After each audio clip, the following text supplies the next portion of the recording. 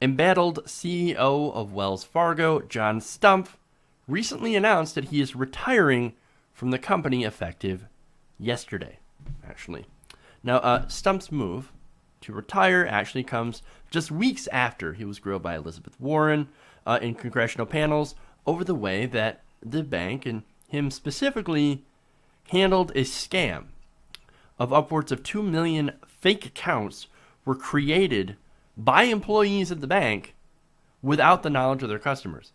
And these accounts were credit card accounts so they could cash in on fees and bullshit in order to pad their bottom lines. Now, the accounts were opened, allegedly, so that thousands of employees could meet aggressive sales goals set by management. Now, the CEO, of course, was widely criticized for pushing the blame to those lower-level employees, about 5,300 of them, who were then, of course, fired. And look, I don't disagree with punishing them, yes, for doing that because what they did was wrong. However, what infuriated a lot of people about John Stumpf is that he and the other high-level executives that set up this culture, they denied responsibility. Well, we didn't make them do it. I mean, we set our goals so aggressively high that they were forced to do these things or they would lose their job and lose their own livelihood. Well, what can we do? Not our fault, though. They did it. Now, the company's president and chief operating officer, Tim Sloan, is reported to replace Stumpf as CEO. Now, Sloan was head of the Wells Fargo unit that made loans to large corporate customers. So, safe choice because he's not tied to the consumer banking fraud. Now, Steven Sanger, former Yoplait USA president and member of the Wells Fargo board since 2003, was named as the board's non-executive chairman. Okay, so look, there it is, right? After all this, John Stumpf says, I'm out. Okay, I'm retiring. I'm gone. I'm not going to have anything to do with this. Look, I got $40 million in clawbacks in my salary. Okay, I can't. It's obvious that I cannot be leader of Wells Fargo anymore, so I'm going to step down. Mission accomplished, right? Just wait till you see how much he walked away with. According to USA Today, Stumpf will reportedly retire with $123.6 million in severance and stock value. Oh, so that's what happened. Now, in a recent statement about this, Stumpf says, I've decided that it is best for the company that I step aside. Basically, it's better that I take my giant payoff for scamming customers and just walk out the door. I wash my hands of it. I get my pay. Fuck you. I'm done. That's exactly what happened. Look, USA Today reports while Stumpf doesn't receive a special retirement payout, like he should get a retirement payout, executive pay tracker Equilar estimates he will walk away with a total of $134.1 million. So that's more than just the severance and stock value. Jesus, man. All that money for fostering a company culture that led to millions of people getting ripped off. He gets all this money. Yet what happens to the company? What happens to the people he defrauded? Well, the company's already lost a lot of stock value because of this.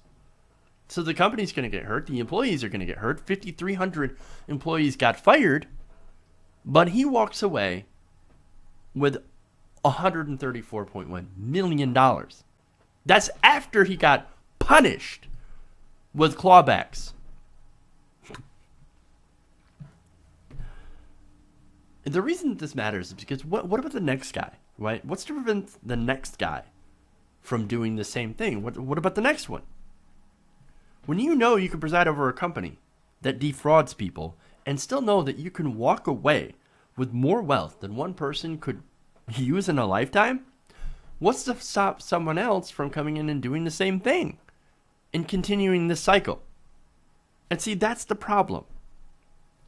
And it is sick that we allow this to happen in the financial industry or any industry. And the reason is, I think, is because we've got the incentives all wrong. And look, I know that. Look, it's. I don't think he explicitly told his workers, hey, open up fraudulent accounts so you can meet your sales goals. No, I'm not saying that he did that. But he fostered that company culture. The pressure starts at the top to perform more and more unrealistic sales goals. You got to meet this or you're going to lose your job. You got to do this or you're going to lose your job. We need more. We need to make more money. And look, that's part of being a corporation. I understand you have fiduciary responsibilities. A corporation is there to make as much money as humanly possible. I understand that. That's what you're supposed to do as a company. But you've got to do it within certain rules. Okay? You have to have these rules, and you have to have proper punishment for breaking those rules. And look, the 5,300 employees that got fired, that's a proper punishment. But it also extends to the top. Because remember, shit rolls downhill. If you start out as a shitty person at the top and start, and you will impact the culture. Okay? You as the top person will set the goals and you will influence the company culture. And it's pretty clear that Stumpf at the top fostered that very negative company culture. Bernie Sanders was right when he said that our banking system is essentially based on greed. And unless we go after those who put their own greed over the well-being of their customers and the company, by the way, who is also hurt by this, and not to mention the law, well, we're going to continue to have this sick, disgusting system of bankers, of CEOs, running off with a good chunk of possibly ill-gotten gains and not getting punished for it, and leaving it for the next guy and for the customers to clean up. We've got to change the incentive structure in Wall Street. We've got to go away from this culture of greed. I'm not sure how we attain that, but we've got to figure out solutions, and we've got to figure them out now.